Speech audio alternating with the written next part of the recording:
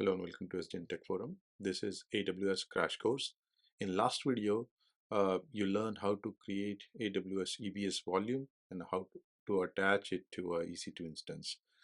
What we didn't do is make this EBS volume available for those EC2 instance. That means you need to mount that um, so that you can start storing and processing your data. This is the document you can use. Make an Amazon EBS volume available for use on Linux and format and mount and attach volume.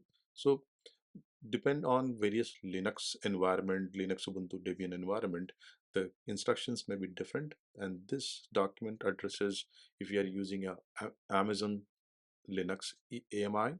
So this is what we are going to use.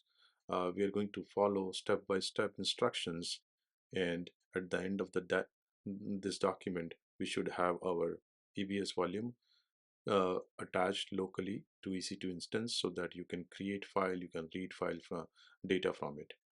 So I'm going to play the video next. You can follow along, and hopefully you will get a new EBS volume which is attached to your EC2 instance, and make sure that it can sustain a reboot.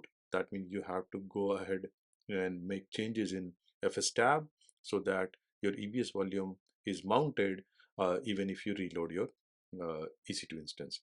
So thank you.